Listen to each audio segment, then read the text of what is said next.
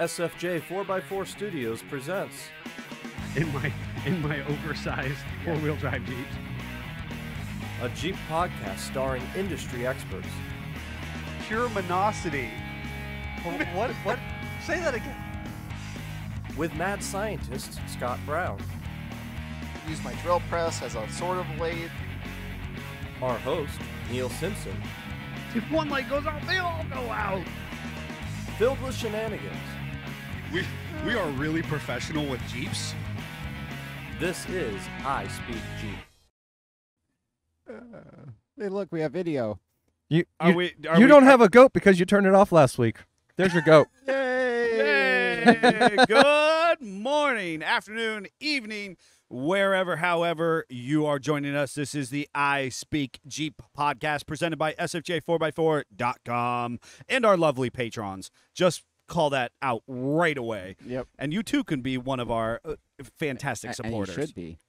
You should be. But without further ado, my name is Neil with Simpson Family Jeeps, joined per the usual with our fantastic co-host here. We actually have a technical podcast for you today. So oftentimes our podcast is about where the Jeep life takes us. Today we'll be talking some tech and a great product review at the end. Without further ado, you gentlemen are whom? I am mad scientist Scott Brown, and I am so thankful that our producer. Jeff Shermani is back. Yes, thank God. Say the least. Say the least. Folks, if you were listening last week, you know that Scott and I, our strength do not lie in the production. I just love the fact that literally Davey goes up onto Facebook Messenger and video calls me through Facebook Messenger Yes. to help diagnose the issues. That's awesome. That's Davey's go-to. That's and as the savage should. It was appropriate. You were just laying around doing nothing. Let's be honest. I was. It was really boring. I was glad to be involved somehow. Right? So Darla's on the comments already saying good morning and welcome back, and Chuck saying good morning, good to see you up and around, Jeff. Thank you guys. And then your wife Amy saying good morning, guys. Welcome back, Jeff. Darla and Chuck and Amy. Good morning. Good morning. And it's good to be back. We'll talk about that too a little bit. Yeah, for sure. Yeah, we're already off to a banger of a start. We had the American Hustle podcast, recording prior to this one. It was a good one. Mm-hmm. Scott's busy with moving Jeeps around, Mm-hmm. and we are happy to see Jeffrey back. We had a busy weekend. I think We did. there was a lot of stuff going on. There was. Yeah, anybody? Well, Jeff doesn't do anything because he's Can't left 2 pounds. I did 2 pounds. I did more than I'm supposed to. We'll talk about that. God, I'm putting you to Person- work. If you're doing more than you're supposed to, Wow. Mowing the grass on a lawnmower was too much. Yeah, I'm pretty sore from that, honestly. Oh, Riding dear. on the lawnmower. I believe that He though. made That's Kristen fill it up and everything else. He just piloted. And that was very, too very much. slow and carefully through the yard, just because our yard was a jungle and I needed to do something. okay. I can understand the desire, but that's a harsh ride sometimes. Yes. And it wasn't even that. It was like my thought was, well, the doctor said I'm okay to drive, so I should be okay to drive a tractor. It was just the constant activity was too much, is I think what it came down to. Yeah. Folks who are listening in, and we so appreciate your support, the downloads, you're listening, all three of you listening in your ear holes while you're commuting and Yes. making America move, right? Our truck drivers and our factory workers, folks who have come up to us at shows and expressed your gratitude and interest in our topics. Please understand that Jeff looks like a 12-year-old at this point. He does. He came in Saturday. Oh, it was. So you can't see us, but I want you That to. beard is gone, people. I want you to do your best to picture like a pubescent 12-year-old and understand that that's where Jeffrey They're going is. to be coming for him for truancy any minute For now. truancy, right? For Wow. school starting, and Jeff is late. He's tardy Yes. for his ninth grade gym We class. can't make fun Yeah. of you for your cone of shame, so we have to do something. I understand. And Kristen, my wife, saying, and he hit the beardless face with his mic today. I'm He trying. did. I'm like trying to perfectly center behind it. Center yourself, yes.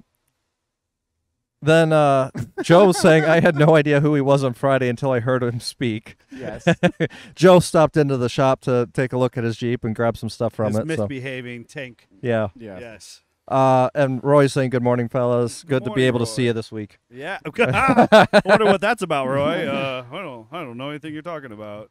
And If you weren't with us last week, or maybe this is your first time, joining us on the podcast, Jeff is, for the better part of a year and a half, 2 years at this point, done a fantastic job producing for us, and it's always challenging when I'm left to my own devices. Yes. And Lots of button clicking. there was lots of button clicking, and apparently, despite everything being plugged in and loaded up appropriately, Yes.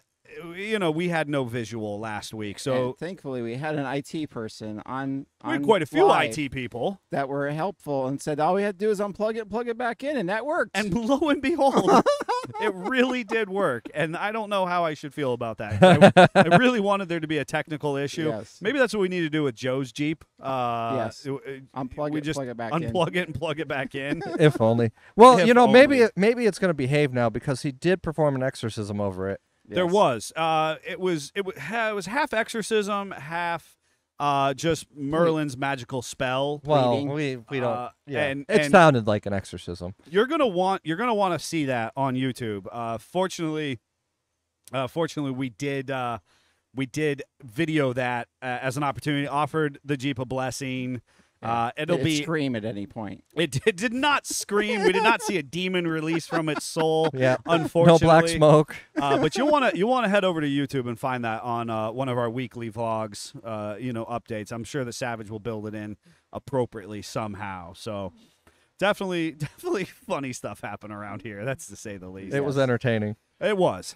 So Jeffrey was back with his 12-year-old face. Scott was out working he was metal mashing for the M38 build. Yep. I Um, beat myself into a pulp the whole day because when I started the day, I had a step laying on my bench and part of the inner structure kind of mocked up, but on the bench, and the floor patch on the bench. And I said, by the time I quit today, this will look like a whole Jeep again in that area. And that's a lot of work in one day. So I got it all fit, welded, ground, and then body worked out as best as I could with hammer and dolly, and got it all back the way it was supposed to. Then in true, following in Neil's footsteps on the weekend, came in and realized I was the only able-bodied person here. Because Greg is enjoying life, as he should, Yes. not Yep. complaining. Right. So we read around here and tried to do all those things here. And then I went home and worked on my wife's car, put rear brakes on that because, of course, getting ready for winter made me sad. It's rustier in the back than I would like. but, Oh no. No. It's no like holes or anything. It's just like, why is a 17 so rusty? I took pictures for you over the weekend of a Subaru, Yeah. a Sababaru. Sababaru. A Subaru.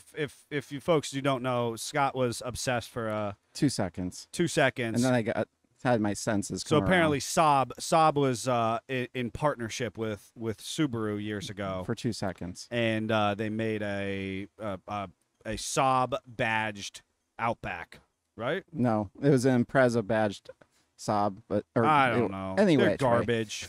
They're garbage, and you thought they were cool. Yes, for 2 seconds. Okay, that's fine. And And you I can't get flexed parts it. from. And I flexed it on the hill on 18-inch low pros. Anyway, after fixing that, then I went into being mad at my truck because it hadn't ran in probably 2 months. I feel like it was. I was going to go back and date check it, but I I think it's didn't longer. do that. I don't want to burst your That's bubble, but I'm fine. pretty certain it was longer. So I was looking at how to drain the gas out of the tank, and about an hour later, the tank was on the ground in the hardest way possible because, it's fun Yeah. to push a boulder uphill both ways. so It's the Simpson way. That was excellent. So then I tried to get the screws. And for those that don't know, I have an aluminum tank in the back of the truck that I had put in when I was in junior high. I had removed it 7 years ago. Luckily, my daughter always reminds me because she was still in the oven when we were working on the LS swap. So 8-ish years doing this thing. I had somebody make us a aluminum ring that fits the original LS sender and TIG welded that onto the previous owned tank. And The we fuel used, tank you put in middle school. Yeah, and Yep. and for those that don't know, if you use steel bolts into an aluminum case, they don't like to come apart later. Bimetal corrosion. It's a great thing. So It's not I'm great. looking at it going, I can't really heat this up because it's full of gas. It's full full of- to the top. Perfect. It's fine. Perfect. And, Uh, and gas itself doesn't ignite, folks. No, it's the vapor. fumes. The fumes, It's And the yep. vapor. And I'm over here And jostling you're it over around. jostling it, and Yes, you're trying to there's heat the tons. top of it where the fuel. So I decided not to heat it then and walk away and come back to it later, and came down to lots of hammering on the bolts, and they Oh, boy. decided to give up, and put the sender back in. Lots of never sees, lots of fluid film, and then decided to fix all the ills that young Scott did. Like, why don't I have a connector for the sender, the actual level wires? Because Did you hardwire it? I hardwired it before, and then I promptly pulled the connector off. Good.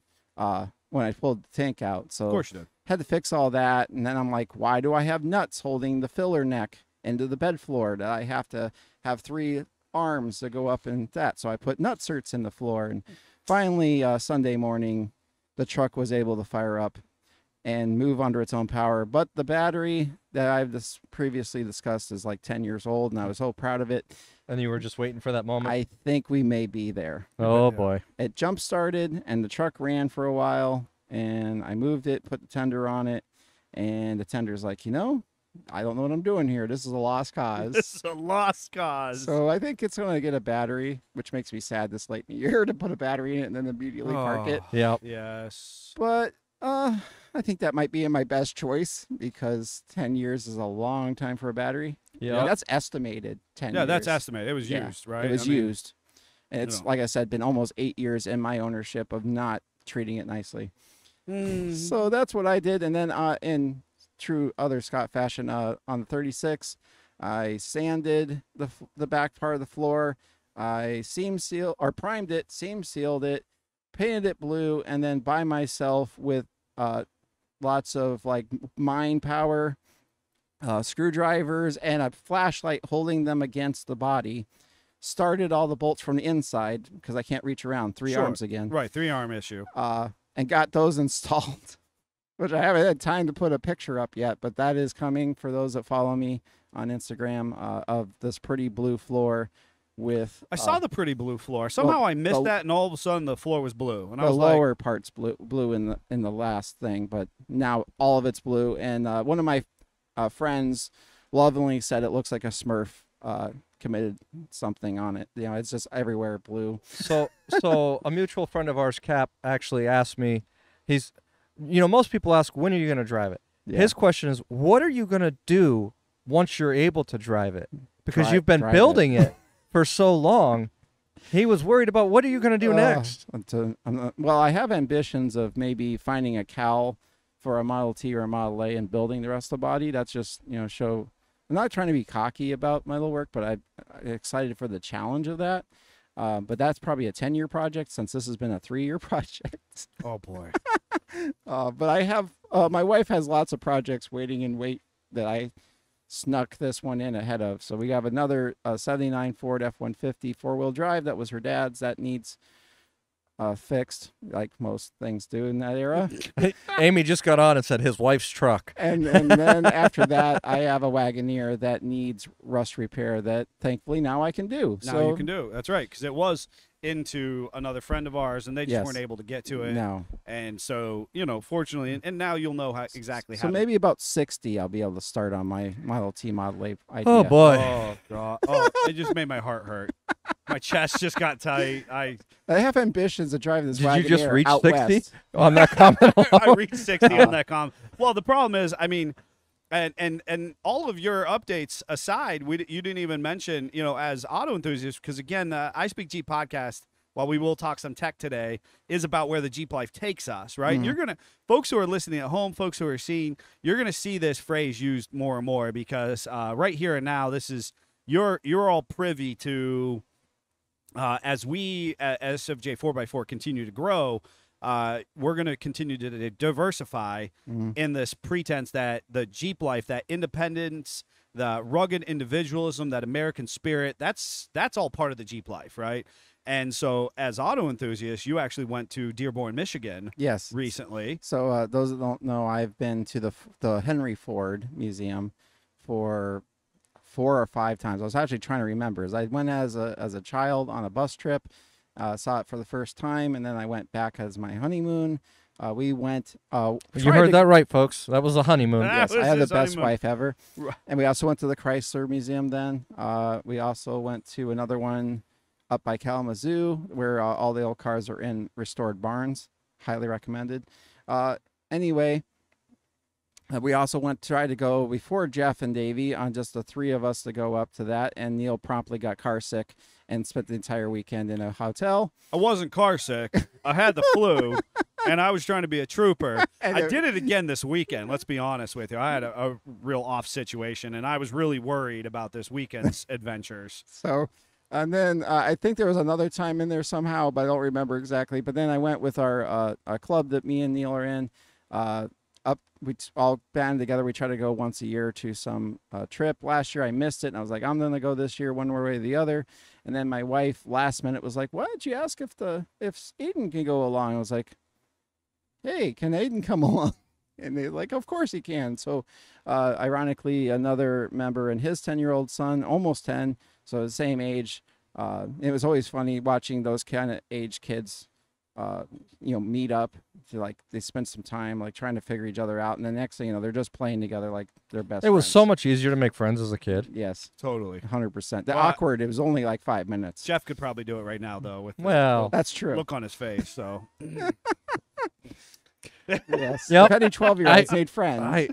I don't even have comments. I was so mad to shave the beard off, but at the same time, so for those that don't actually fully know what happened, is I went in for a C6 or C.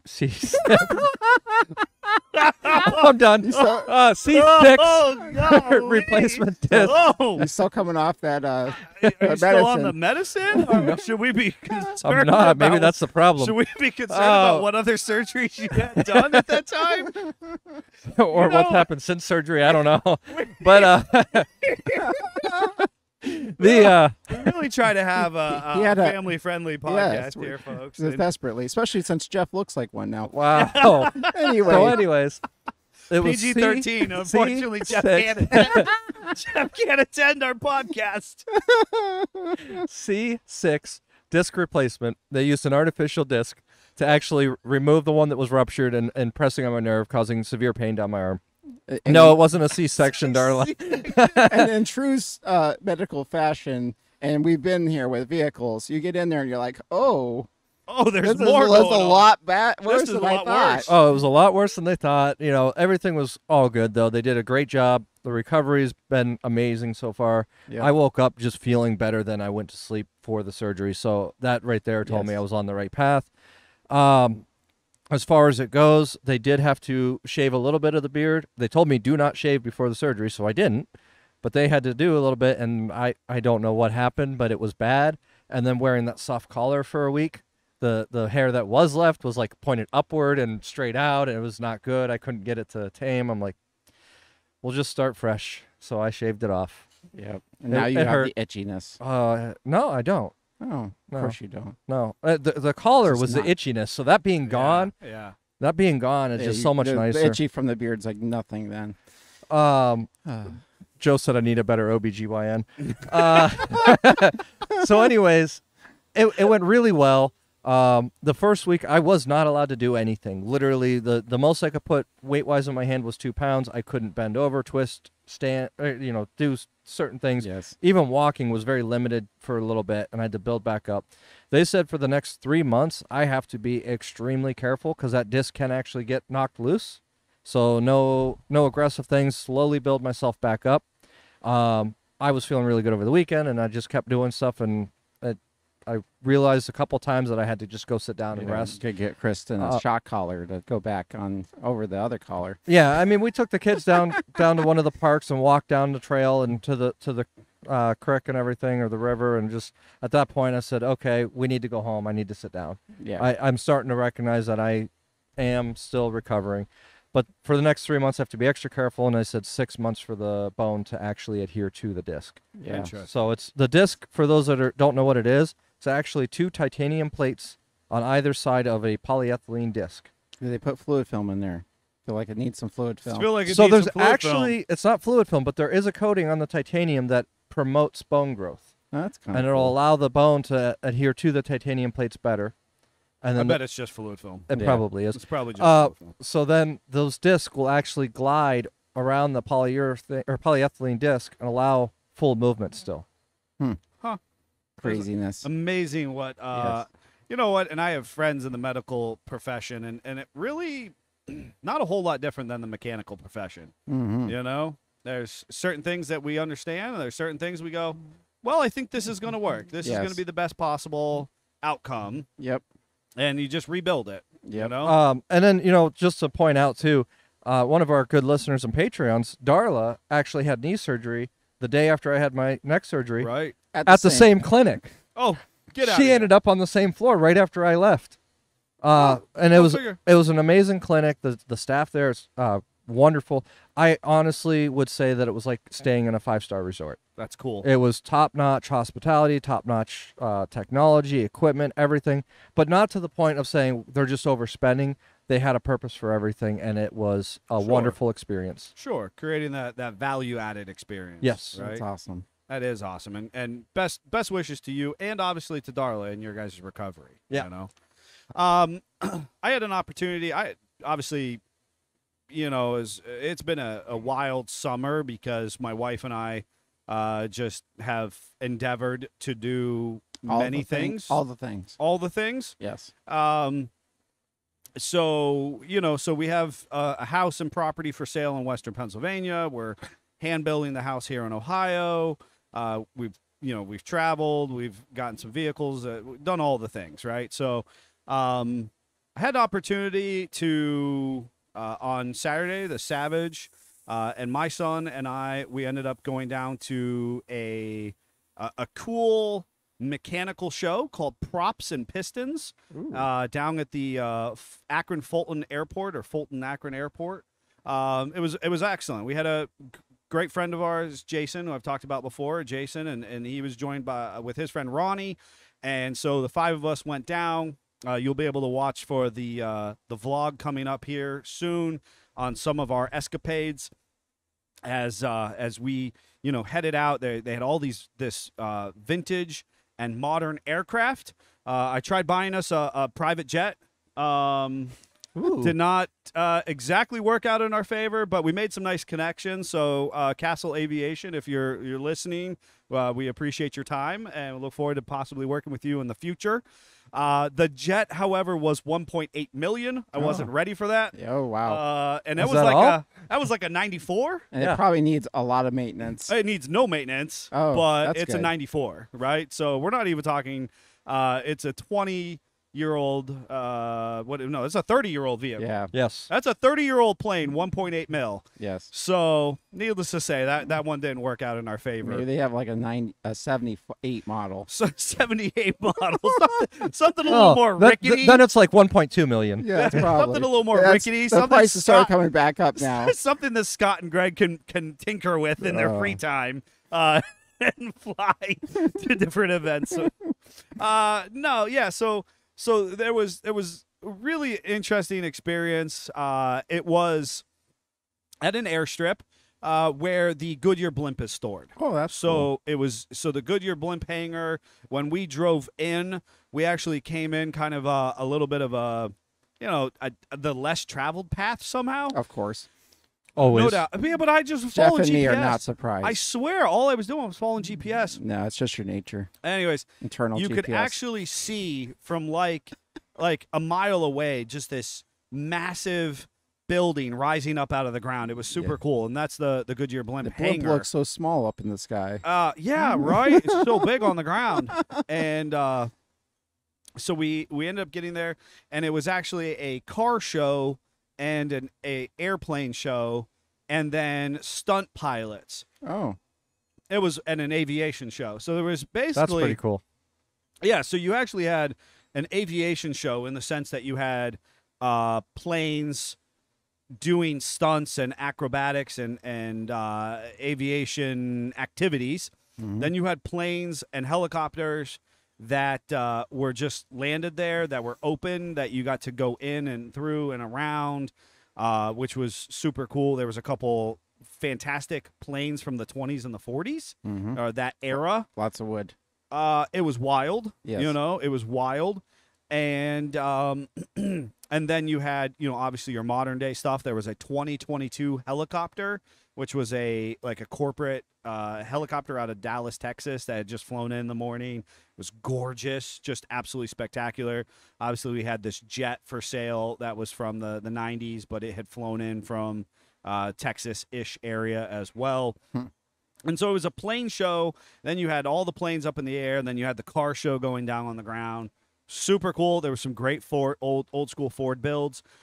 We did look at them. I don't know if that footage will make the YouTubes or not, but we did definitely try and look at it. I'm certain I butchered a bunch of stuff on there for you. It was really interesting, really interesting. We had a nice day on Saturday in that regard. And then we finally had an opportunity to get back to the house build, and my son and I got out there and attempted to tame the acreage. So we're out there with our late 60s, early 70s tractors, brush hogging, and dual, team mowing the property, and really, really got a good weekend. Image in my head of you in the hat with the whip and a machete. Just chopping through the. Yeah, it's been a challenge because we spent so much time in Western PA trying to get that house ready for market, and gosh, I want somebody to buy that. It's a beautiful, 5 acres, ravines, off-road trails, big 2-car garage. I put in a big oversized garage door. You can get lifted Jeeps or a truck in there. Yep. So I'm gonna make somebody very happy with that house once it sells. So, anyways, ourselves. Big weekend, lots of cool stuff. You're going to want to check out the YouTubes here going forward, and see what shenanigans we've been up to. Our Patreons, as I was just thinking about our current support, we'll make sure we get some of those outtakes and some of that behind the scenes footage and pictures put up there for you all to enjoy as well. So without further ado, I suppose we should actually talk tech, and the concept that we'll be talking about today is a slightly obscure one. It's not one that is necessarily what you're going to hear from the salesman at the dealership. I'm going to take it a step further and say, if you remember the Jeopardy game, it was one that stumped you guys. I recall that as a technical specification, a number itself, right? Yep. And I thought to myself, when kind of just thinking through technical things, and I thought it would be of value to come back and talk a little bit of tech, because we have been talking some hodgepodge stuff. We've been talking about some shows or events we've gone to. Yep. I want to definitely, for our listeners who want to know and grow in their Jeep specific experience and some of the the little oddities. Oh, and with definitely all the weather going on, I mean, out in California and the stuff brewing in the Atlantic towards Florida and in the Gulf, this might be good information. Well, and I actually thought, this is one of those concepts that when again, we conceptualize things as consumers. Yes. Your salesman's not going to know this, right? No. The used car lot is not going to know this. And a lot of people are just going to say, "Yeah, you shouldn't do that." Right. They're just going to take the and then the folklore belief and say, and somebody just randomly comes up with something, and then next thing you know, everybody's saying it. correct. So it's Correct. And it's one of those things that we respond. It's like when the power goes out, everybody runs out and buys a generator. Yes. Right? For us, I mean, reasonably speaking, we want to own that generator before the power goes out. Right. Right? It's always So ideal.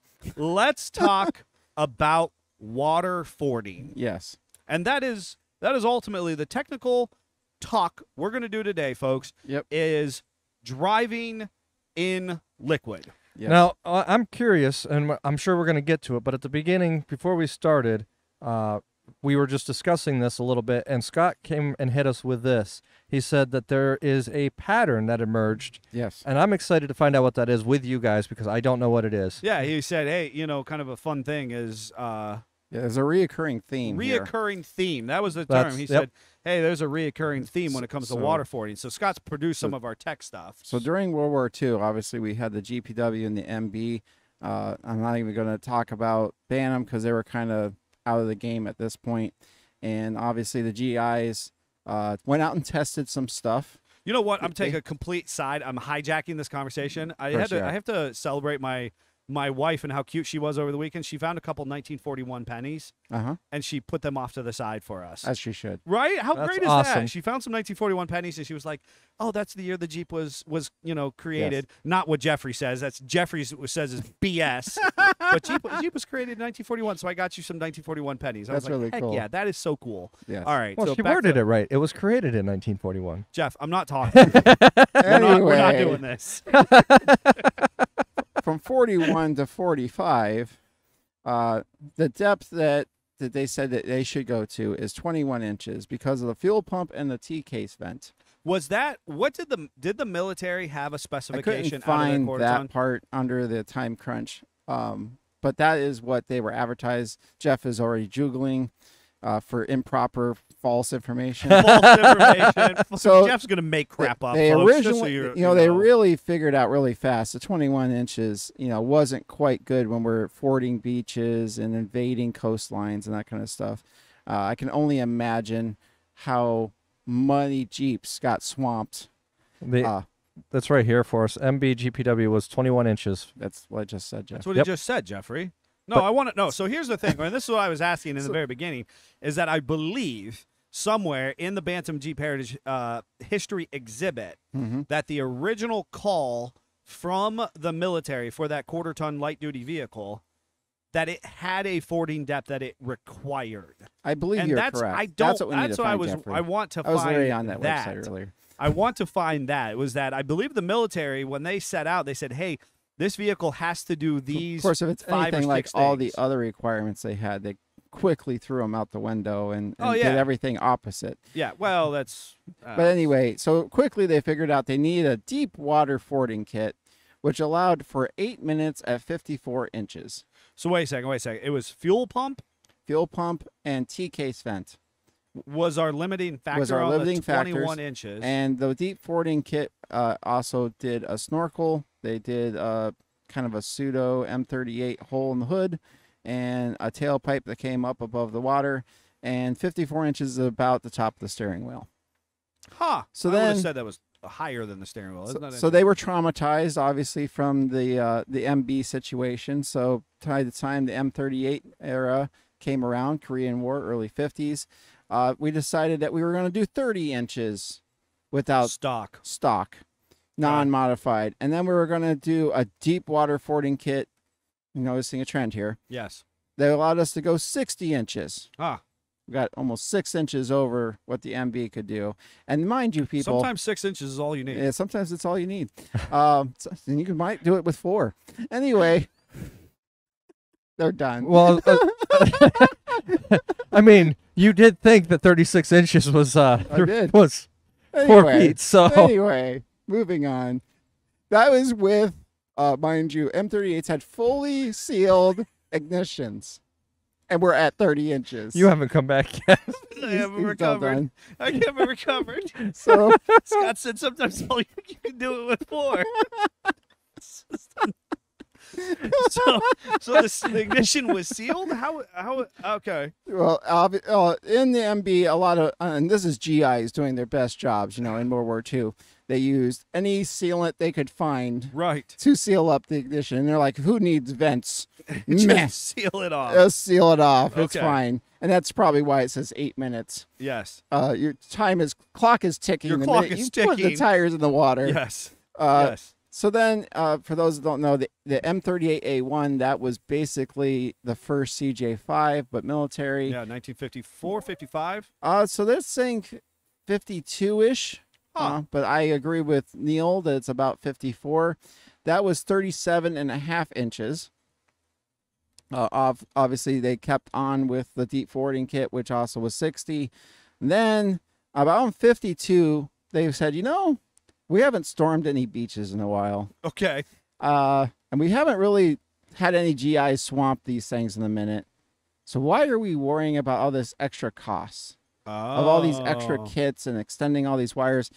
And literally the M38 and the A1, I'm embellishing a little bit. They said that on the M38 for sure, the prototype concept vehicle literally had metal tubes ran along the frame for the diffs and all that stuff. They really put a lot of effort into the venting system, which, mind you, this is the first Jeep since the traumatizing Yes. of swamping all these Swamping Jeeps. them, yes. And that did not make production, Oh. which surprised me because all the other extents they went to on the M38 of the ignition and the Right. hoods cut for snorkels and the other stuff, it was like they went almost all the way and they were like, we don't have to go to the finish line. Right. Right. We're not actually We're gonna not use actually this. going to do that. So for the I did find some information on it that was actually helpful. okay, The military did not actually commission specs. they didn't realize they needed to do this yet. They sent them saying that there was no current car available that would be able to be durable enough for the war, be able to go anywhere, carry scouts, do these types of things. Okay, They had no specs. So They then- commissioned it to be made, and the three, as you know, the history of the three prototypes were made. Yep. They made a decision after testing those under grueling conditions as to which one performed the best. Okay. Which There was no actual, hey, I need it to be at this depth for this enter or the this. baby boomer generation, and we will find out the limits. Yes. Correct. Yes. Anyway, so the M151 or the Mutt, we're back to 30 inches stock or 60 with a kit because we're some people up in the higher ups are still traumatized. Right. 60 onto the Humvee. It's 60 with a 14 kit. They don't even want to tell you what it is without it. They're just like, we have a 14 kit and 60 inches. Yeah. You just have to do this. And, yes. and for the fall fairness, for what I remember of being in, a young person with all the Humvees driving around, we were in the desert all the time, so there was no water to ford. There's no water to. So then we go on to the CJ YJ, around 30 inches. I actually couldn't find any YJ info, and CJ so close. I just said the same thing because you're going to notice a theme here. TJ, if you were flexing on someone, you said 30 inches. Okay. They really prefer you to do 20 though. They really prefer you to do 20. If you have an automatic or anything else, you might want to be 20 inches. Huh. And this is where folklore comes in, because when I owned Chuck Norris before it was Chuck Norris, I used to reflex all the time. Like, well, they say I can forward to the headlights right. because that's where the air tube is. Except for if you have an automatic, it's in the bell housing on the early models, and it's barely on the bell housing motor seam on the newer ones. So yes, you can go to the headlights once, Right. and then it won't move anymore. Right. Right. Venting the transmission. The diffs are okay. Right. The 'Cause venting the transmission. The transmission's where they get you. And I always used to think, well, 5-speed's fine. Such for it's not. It's actually about shifter height. Yes. So you're still, that's why they prefer you to do 20 inches. JK, again, 30 advertised, prefer you to do 20, 21. JL, 30. If you're going to flex on the Bronco, and this is where I really had to laugh, Okay. we're into point inches No. flexing. If you have a JL, and I'm sure this is a Rubicon, 33.6, Oh. but they prefer a 30. And I really bet you if you ask, they'd say 21. Yes. But some engineer in there has 3.6 inches. 33.6. Well, it's 33.6, Right. right? Right, so 3.6 inches. So 3.6 inches is what they're cutting hairs Yes. over. And then the Bronco, I just had two people. If it's a regular Bronco, it's 31.5. So they're flexing on the regular JL Yes. at inch and a half over. But the Sasquatch is 33.5. So Jeep's like, we got him at 0.1. That is Mic drop. exactly what is happening there. Mic drop, 33.6 Yes. versus the Sasquatch edition of the At Bronco 0.5. at 0.5. So we are a tenth of an inch. So out that of- little wake, the Jeep's got it. Yes. out of curiosity, does the Rubicon package change that water fording depth? Well, we're assuming It's just that a little that's taller, I think, is really what they're doing, because everybody's talking about, well, if you lift it, then you gain more height, which is true. Correct. Something I did find out, if you have a trail rated badge, which some Jeeps shall not be named have that we don't think maybe they should, you have to have a minimum of 19 inches of fording depth. Oh, isn't that interesting? So you should I let think that was the Jeopardy question. Beth actually, know her Liberty is ready to go for 19 inches. 19 inches. Yep. A compass, trail rated compass, 19 Yes, inches. 19 inches.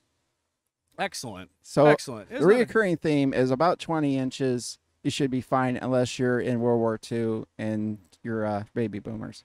That's not adequate. It's not adequate. So if you're still following along with us and maybe you're unsure. So the concept here is the idea that Jeeps can navigate water. Yes. They prefer you not to liquid park in it. conditions, right? They prefer you to drive through. You got to drive through it, right? Which Yeah. is the concept of fording. But is there's a difference passing of- through it. driving through it or trying to gun it through it. That was brought up a lot. I ended up on a lot of Jeep forums and a lot of people saying, well, this is what I've done. And there's a definite culture thing around this where some people say you have to hit it and then you go easy. Other ones say you just got to dog paddle through slowly. There's a lot of people who say, oh, you just ramrod it through. Seems like the dog paddle is the best option. By far, because when you impact that water initially, it's Yes. pulling it up over the But you hood. get that cool hood flush. It looks cool. it looks You're doing it awesome. for the gram. It looks awesome. If it hit But the it windshield all- wipers, but you it goes really r- get extra points. but it goes Cool straight into point. your intake. Maybe. Maybe it doesn't. Maybe Yeah, it just doesn't. goes. It's fine. Maybe it just goes streaming over Results the may vehicle vary. in like an American glorious Eagles. And it's only better if people are filming. Well, and then Absolutely. it's also, if you really want to freak people out, it's a great way if you have a hot radiator to have Oh, there's all the steaming steam. for a while, and everyone's Yes. like, "Your Jeep's on fire." Yeah. It's not. The transmission gets really cooled off when the pan enters the water. I don't know why I know that, but maybe from personal experience. Maybe. Maybe. So the idea of water fording, folks. I mean, we all played Oregon Trail and Yes. all that stuff. The idea that we have to sometimes navigate spaces that Yes. are not just a dry regular trail. Yes. And the idea is that it's a little different than mud, right? Because we're really not necessarily trying to navigate muddy conditions. We're talking about navigating water, Preferably clean water. preferably, right? And so there's been a whole bunch of And a Different- designated trailhead where it's allowed. to also correct, enter right? in. We really don't want you to be, creating EPA nightmares, No. driving into the lake off of Yes. a protected They area to frown or upon that. a natural wildlife creek or ocean front Should or think something too. like I need that. to drink this water later. Yeah. But the idea that there's been a bunch of different concepts over the years. And so, of course, we had those fording kits Mhm. and the idea that you wanted to get your fresh air intake and your exhaust As high as possible. high as possible. Yes. Big- So, Little to no care of the occupants. correct. Because you have to sit in the vehicle and look. That's over my head. It is. And it's important to note, I didn't write down all the thing about it, but they actually did do a prototype CJ that I don't believe actually, if it did make, it was just a few hundred Jeeps or less, where they were actually able to drive completely underwater, a foot over the hood. So the Jeep's completely submerged. Person's in scuba gear at this point. Yes. And they did do that. That's how traumatized it was from all the Yeah. beach So- stormings. And the thing is, like, Fred Williams does a great thing on Dirt Every Day. Yep. About 5-7 years ago, he creates a Jeep named Tube Sock. Yep. And he drives it fully submerged under the water Yep. for traverses a space, like up to 15 minutes or something. I Yeah. don't exactly He was in recall. scuba gear, if I remember right. I remember distinctly, thumbing through the old 4x4 rags and all the conversations with carburation Yep. and kind of our exposed ignition systems Mhm. of the 80s and 90s, 70s, 80s, and 90s, and how we would handle ignition and fuel delivery Mhm. in a fording situation. And it's interesting to talk about as we move to these newer vehicles.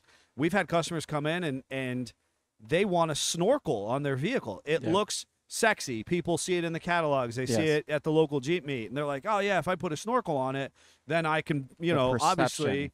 become a submarine." Yes. And the idea, like you were saying, as far as the actual vent lines of the differentials Yeah. and the transmission, Yep. specifically And transmission, your filler neck. of your fuel filler neck, Yep. right, which is not as sealed as we You would would- like to think it is. Yes. That those are actual continued limitations of whether or not your vehicle can actually be submerged. Yes, that snorkel is cool and it hangs out Yes. at the top of your windshield frame. And then we found, like JKs and newer, with tops off and sudden pop-up brainstorms and certain modules and certain wiring connections that maybe quite aren't up to that task. Well, and so there's so many things that makes this conversation relevant because Yeah. that 2024 now has power seats left and right. Yep. That's Waterproof. that are waterproof. We've personally been acquainted with JKs. I bet you I can waterproof that. Oh, absolutely. I mean, it's that 8-minute waterproof, like you're Yeah. talking about. Yeah, That you need to be getting out as soon as you get in. The Yes, clock is ticking. that yes, you can pass through the water, but it has to obviously drain out pretty quickly. yes. Whereas if you get caught in a monsoon, and your airbag module, which is sitting, center Under the mounted on the console. floor, Yeah. gets saturated, now all of a sudden it creates a dead short environment and it And circulates through the vehicle. Yes. Especially as electrical as they are now. Right.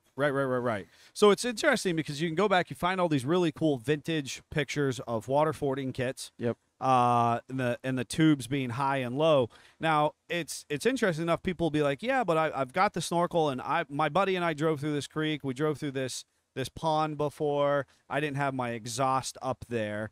So the idea is that we can't suck water in through the engine. Yep. Because then we'll hydrolock it, right? Yes. Jeff was talking about if I hit the water really fast, then obviously I've got this big problem as far as sucking in water through the intake, Yep.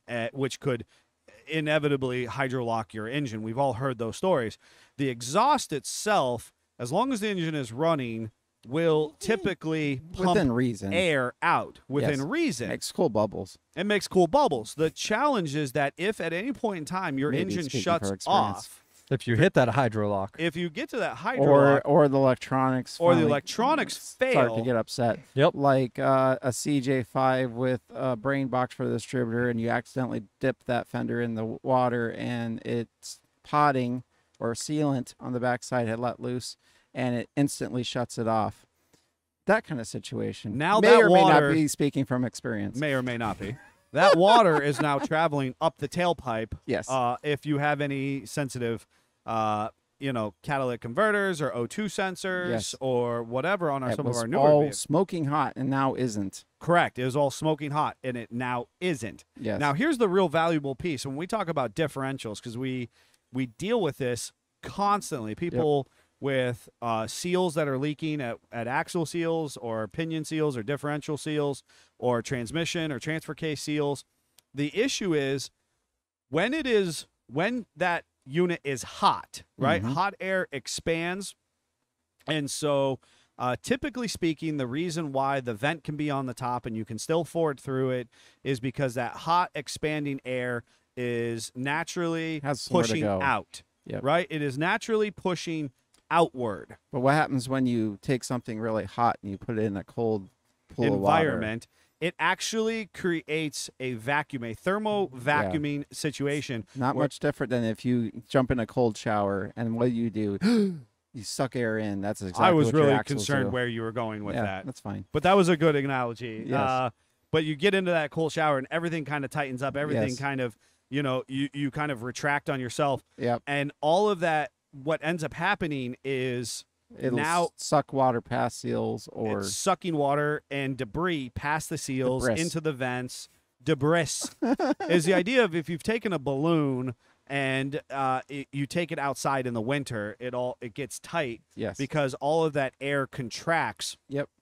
If in theory you were to have a little hole in that balloon, it's going to bring a bunch of that cool, dense air into the balloon as Yes. it's contracting. Yep. And that is exactly what happens to your mechanical components while you're attempting to ford these. And we're just talking about the water act, areas. because then afterwards, especially if you do certain off-road areas around us which have a high very particulate content. lots of sand, Yes. that is literally a grinding wheel to your seals.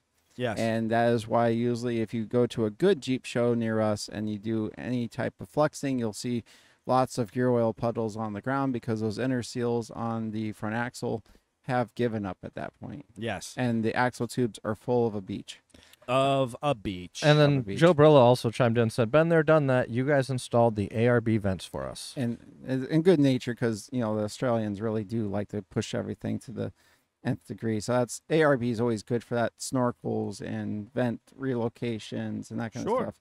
Because down there, you can't lift them to the moon, so you have to do more with less. That's absolutely right. And so we've had customers, and we did a lot more of the full Jeep vent kits a few years ago. It seems Yep. to have fallen out of popularity just a little bit. Not to say that it's always a reoccurring theme. It's always Yes. something, right? I mean, we went back to the 40s, and you talked about fording kits. Yes. Um, They have to have the act of the traumatization happen.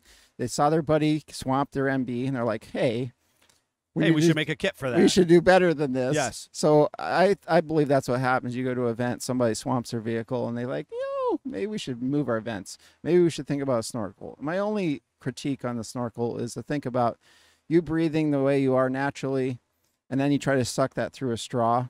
Can you get your breath well? And I think that that's what's really important. And we have not reviewing any snorkels right Just now. the concept period. What is conceptually in specifically the JKs, Yes. right? Because the JKs and their snorkels became very popular, Mhm. right?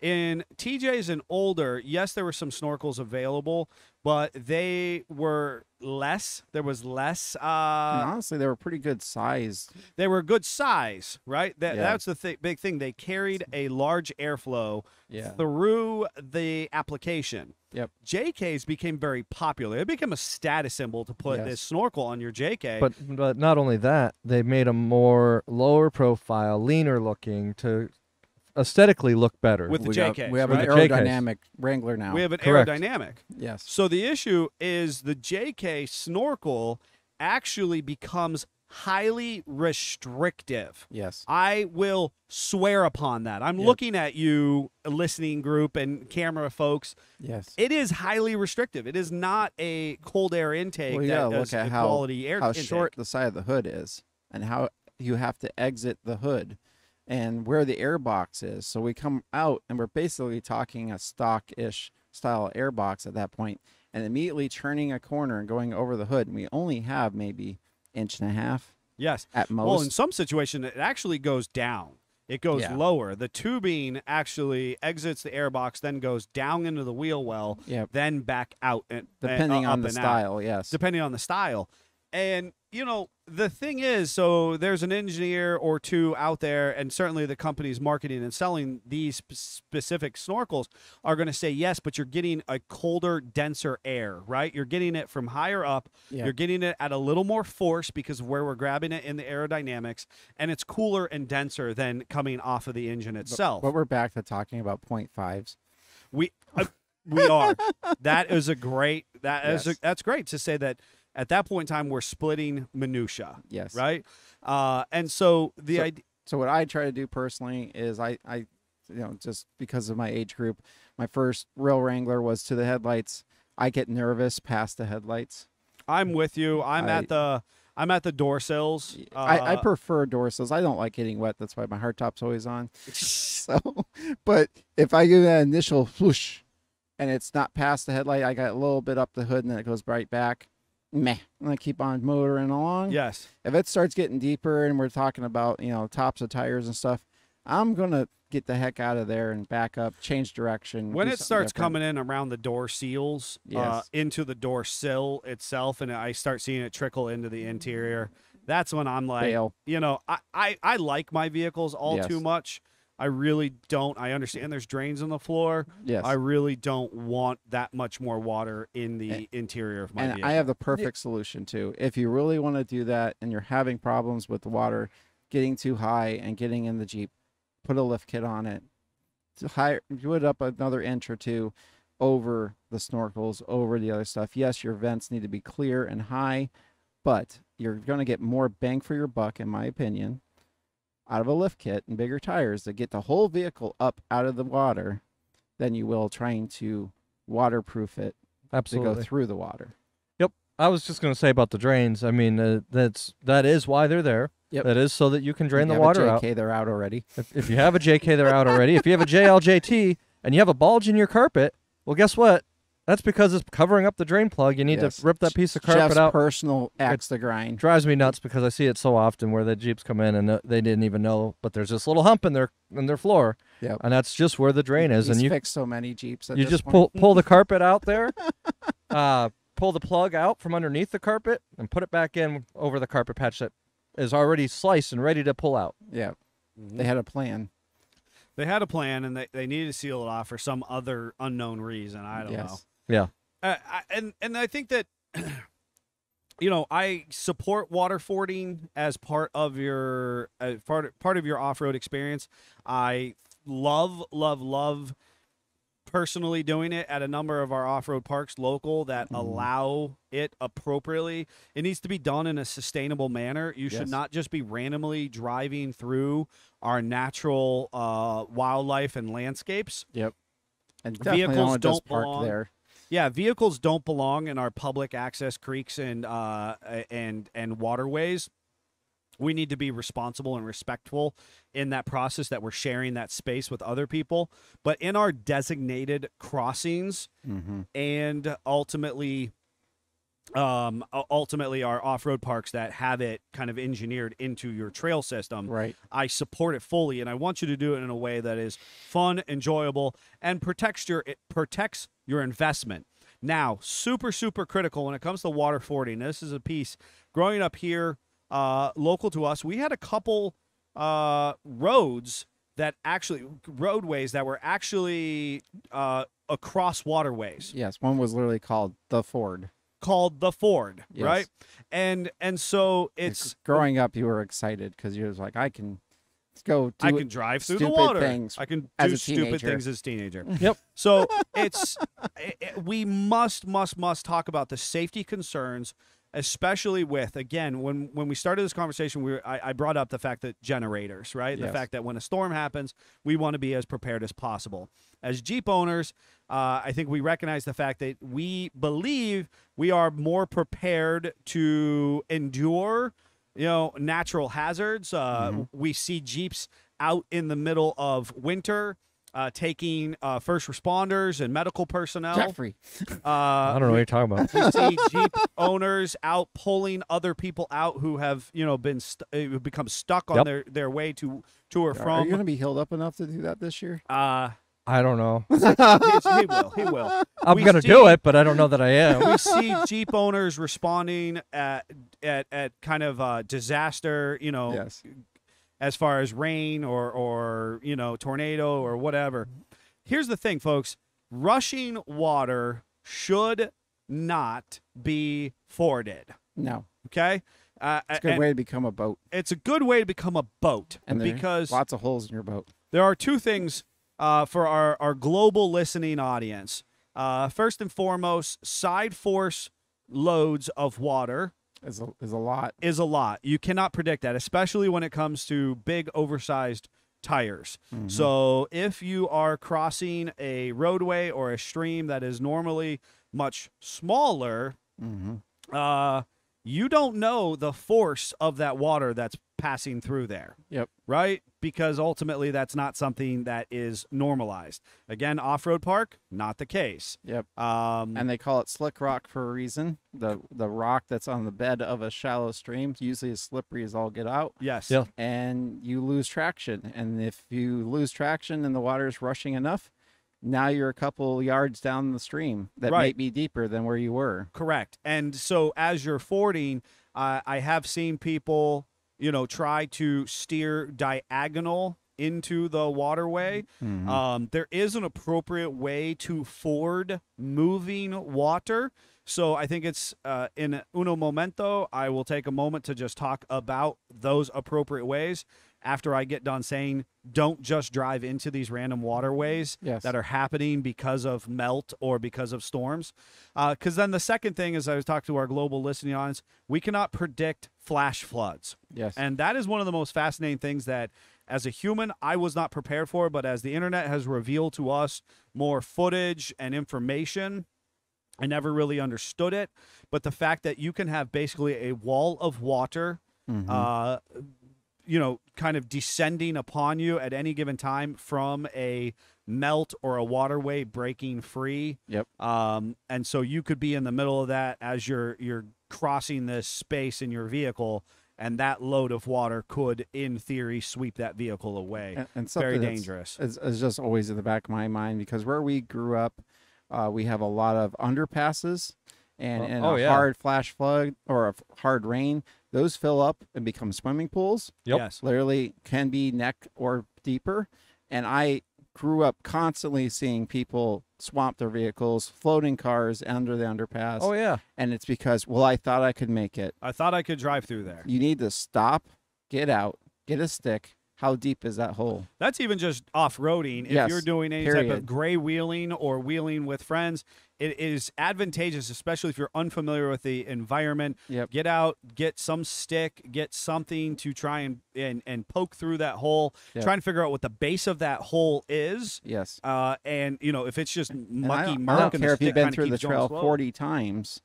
It can be different this time. There than could be the a night before. boulder under there, and you go hammering in, and all of a sudden that boulder hits your differential, and you're stuck. You're Well, just done. And if it is too big of a waterway that you're trying to cross that you can't see how deep it is in the middle, that's back to that doggy paddle. Take it slow. If Yeah. you start getting in too deep, back out of it. Yeah. Yep, without question. And so there are safety things to be considered. And One- buddy system it. Buddy system for sure. The other piece, and that's just off-roading in general. It should always be the buddy system. This is like a personal piece for me, for you, our listeners. I cannot emphasize this enough because I care about your personal safety, and I want to see your smiling face at some point in time in the future.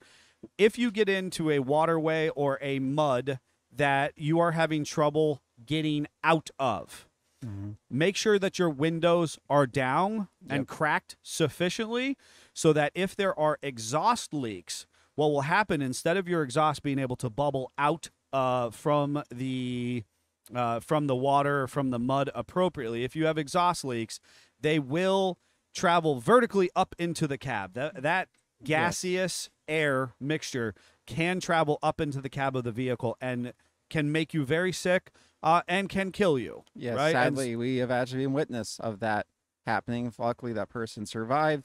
That did pass out, though. They did pass out. They had kids in the vehicle, so Yeah. that's very scary. Some years ago, a young girl and boy were out off-roading. They got stuck in a water crossing mud puddle. It was cold. It was winter. They were wheeling by themselves, and so they left the vehicle idle through the night.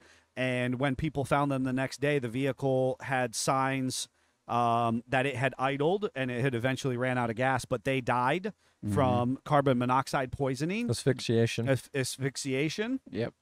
And so, these are very serious things, right? And real So- things. And real things. So yes, it's fun to drive through the water and the murk, Yep. but we have to do it in such a way that A, protects the integrity of our vehicle, but most importantly, protects us as the occupants and driver of the vehicle itself. And those safety things aren't meant to scare you from doing it. It's meant to educate you so that you can do it, but in an appropriate manner and be Yes. safe about it and still have an enjoyable experience. I think that's the coolest thing about our vehicles, Yeah. right? I mean, that's really one of the things that makes our Jeep so unique and attracts the allure of what brings so many people to the brand itself.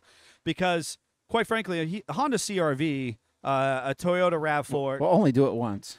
they're neat enough vehicles. Yeah. They're only going to do it once. Our vehicles, our Jeeps are literally set up to help us do that, to help us access Yep. this path, this trail, this destination, this journey that otherwise we're not exactly doing in Chevy Impala, No. you know? So how do we do it in a way that's sustainable and safe? Yep. That's super valuable. I think this was a good conversation. If you have questions, we want to hear from you. You can hit us up on our text-only number, 440-855-2100. Ask us about fording. Ask us about installing cold air intakes or snorkel kit. I know that we're going to be exploring that. One of our Jeeps for one of our Florida customers, our big Hemi TJ is back. We've talked about adding a snorkel, mainly because we're trying to get that cooler, dense air from out of the engine bay into the engine. So that's an advantage. But, of course, we have to do it in such a way that we can get that air, not restricted in the Yes. process. I know Greg, in his XJ, added a similar cowl snorkel, if you Yeah. will, so that he could get that cool, dense It was air honestly for his for V8. performance, not for going in water. Exactly. Yep. Exactly. So, definitely some interesting information out there for this concepts. We are going to do a product spotlight, one that has been selling like hotcakes. It is also about getting kind of up and above your Jeep, and we'll tell you about that in just a minute. And now it's time for our product spotlight. Hashtag not sponsored. Spotlight. You were moving Hashtag things not around. sponsored. Jeffrey said that I was moving things around. I on, cannot confirm or deny. I that don't. that I happened. don't. I don't know. I don't All- know. I was clicking. all buttons. I know was is trying to that go live for our I, audience. I'm learning that I just cannot take Mondays off. Exactly. Or you have there to do is- it remotely, one or the other. Yeah, I'm Yeah, not. something. I'm not. Nobody is saying anything otherwise, Jeffrey. Yeah. That's 100% correct. In order for us to Job security, Jeff. yeah, Job to be I guess. productive for our live viewing audience, you are not allowed to have Mondays off from here on out. So good luck. Yeah. Our product spotlight, folks, I swear is a really good one. Yes. And not Jeffrey's inability to You take sh- Mondays off. The going only forward. time you shouldn't use this is when you're healing a disc back into your spine. But other than that, it's really good for. Ah. It's a super cool product. Yes, it's right here in the middle here. And it was developed specifically under the JK market. Yes. Can you pull it forward some so we can see a little better? It's kind of hidden Sure. behind all the. for our live viewing audience, but we're going to go ahead for our listeners. We're going to explain it a little bit here. Greg and I were actually at a show back He makes such a in good Vanna Washington, White. D.C. He's an excellent Vanna White. I love that he's showing it like to the monitor and not to the camera, though. Right, there it is. There we go. And he's doing the hand motions He's doing around the hand it. motion for our listeners. Yes, he's doing it. So he's holding up the body armor hinge side steps. Super cool product. We were actually at a show in Washington, D.C. back in like 2016, and this particular product was unveiled under the Cargo Master branding. And they're like, "Do you like to strap random things to the roof of your Jeep?" And Neil was like, "Yes." Yes. Yes. The more precarious I can attach things to the outside of my vehicle, the Yes. happier I am. Yes, and I might even be able to use these as attachment points if necessary. If necessary. Which for Neil is always necessary. Always. Always. And for those that don't know, this fits from 2007 to present. To present. Wrangler Wrangler JK, and JLJT. JT. Yep. And this gives you a step that folds away so you can still get by that tight trail. But you can fold it down and get up towards your roof. It attaches to your door hinges. Yes. Right? So obviously in our JKs and our JLs and our JTs, the hinge that we can see has two bolt holes on the upper and on the lower body or door side hinges, not the body side. Obviously, our TJs, we have body side and door side hinges. These are not made for us TJ and older owners, TJ, YJ, CJ, so on and so forth. And they're certainly not for you unibody Jeepers out there. They don't care about us. But this particular brand is for those newer Wranglers and Gladiators. And it is this really nice black texture powder coated step that protrudes 1.5 inches, 2 inches from the body, tops until you fold it down. There's a number of knockoff versions on the old Amazon and Alibaba type sites. This actually is a very confidence-inspiring step. It doesn't wiggle under your foot It's load. rated for 350 pounds. I'm safe, folks. I'm safe to stand on And them. the most important part, This just sells it right here. Yes. Built-in bottle opener. Built-in bottle opener. So when you have hit the water too hard and you've Yes. hydrolocked your engine, You can stand on these. you can put for those the- down for the rescue. for the rescue. You Open can your open a beer. open the door. You can open your drink and stand on these steps And wait for the with your helicopter. head above water. head Just above remember to water. close the door before you stand on the steps. It could be a ride then. It'd be Yeah, fun. it could be a ride. We do not recommend that you ride on this. This is static load testing only. Yes. This Results is- might vary. Results might vary. Oh my goodness, great product. Really appreciate them. They're selling like hotcakes. People are really enjoying them, especially they- if you have a roof rack. And they are on the shelf, so if you want to come in and see what we are all about, you can leave today with a pair. Yeah, under $80 for a pair of them. Yeah. So good buy there. I do want to make a point. Joe, chimed in on the comment thread. First of all, 4xe. yes. First of all, if you are one of our listeners and you don't oftentimes have a chance to log in, I do recommend it. There are conversations that happen in the comments. There are these great, loyal listeners, and we thank you all for being part of that and jumping into the comments and engaging and sharing and all that kind of stuff. Super fun Even stuff. if it's right at the end like Chip just did. Hey, Chip, way to jump in there. That Joe is mentioning, and I think it's worthwhile mentioning for our listeners as well, that the 4xe, even with these massive batteries that are hanging out between the frame rails, are absolutely successfully fording water and mud appropriately, even with the battery and electrical system being kind of center mass in the center of the frame rail of that Jeep. So 4xe's are fully capable, just as the Jeep is. I have personally, as I hang out in those hybrid forums, I have seen a bunch of people with misnomers saying, oh, it's a hybrid, it's electrical. Yeah. I shouldn't be doing this. You shouldn't be, you shouldn't be doing it. I'm thinking, no, they are literally engineered for it. It is the wave of the future. Like Get I with it, said, people. 20 inches, pretty much bare bones. You can do it no matter what it is. As long as it's got that badge on the fender, you're good at 20 inches. Yep. Reasonably speaking, most Jeeps are fully sealed up so that you can do that 20 to 30 inches confidently. Obviously, 33.6 Yes. in our most recent ones. Take that, Bronco owners. Yes. OMG, posers. All right. No, dude. Are you done? I'm done. Are you sure? I'm done. I'm I know here there's for the more Bronco punches you want to owners. throw for Bronco. I'm here for the Bronco owners. The best form of flattery is imitation. I feel like so. after Davy's attempt to put the Trailblazer out as the best 4x4 ever, that he's going to be a Bronco owner. Yeah. If he wants to be gamefully employed, I don't know. We'll see. Folks, we've had a great time with you. I hope you enjoyed this. Like I said, you can reach us on our text-only number, 440-855-2100. We do want to hear from you, whether it be for scheduling, appointments, product availability, or just letting us know how we're doing on the podcast. You can also reach out to Jeff directly to talk podcast information, topics, or seeking further clarification from Scott or I. And you can hit him up at jeffc@sfj4x4.com.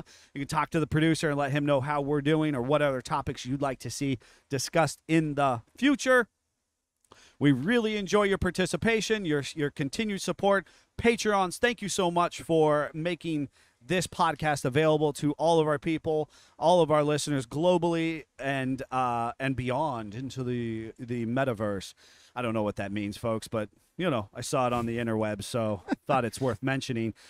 You too can become one of our Patreon. You get accessibility to a whole other stream of behind the scenes pictures, footage, information that we're doing here at the shop, but also that private Discord you get to be in on, and also lots of cool things happening there. And also, don't they get to see a sneak peek of the other podcasts you guys do? If They you need some do. inspiration, you need a little pick-me-up, then you should be looking into that. No doubt. All right, we've got plenty of work to do here at the shop, so until then, Jeep on. Keep on. Jeep on.